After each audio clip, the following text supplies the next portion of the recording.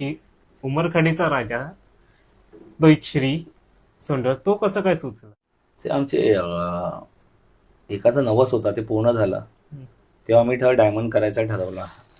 पहिला तर नाहीच ठरवला 1 वर्ष की नाही, कारण की ते निघेल वगैरे, हम्म. डायमंडवर निघू शकतो.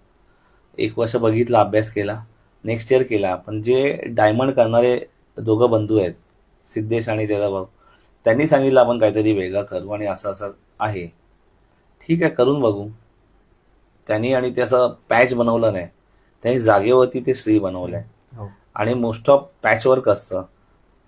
आमच्या इथे जसं माझ्या मित्राचा भोईराचा जॉब लागला, त्याचा कोर्टामध्ये होत नव्हता, तेव्हा त्यांनी नवस केलेलं, ते पूर्ण झालं. तेव्हा तो बोला आपण डायमंड वर्क पॅच वर्क नाही करायचा. म्हणजे आमच्या याला मोस्ट ऑफ असं ना पॅच नसतात. ते दोघं भावांना आधीच सांगून ठेवलंय की आम्हाला डायमंड पाहिजे, पॅच नको आहेत. हम्म. पॅचने एकदम विचीचं वाटतं.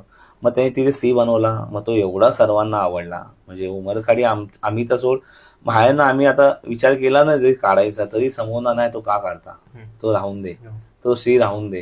कारण की भरपूर लोकांनी घेतलंय, भरपूर लोकांनी ते घेत घेत चाललंय. त्यामुळे मी 2 वर्षापूर्वी बोललेलो की आपण ज्यांनी नवस पूर्ण झाला तो देखील मित्र बोलला की आपण चेंज करूया. तर नाही, एरियातलेच आमचे सहकारी आणि मंडळातलेच बोलतात नाही राहून दे, बघू. तसं ते त्या दोघा भावांमुळे झालं, त्यांनी आयडिया आली, आमची नव्हती आयडिया.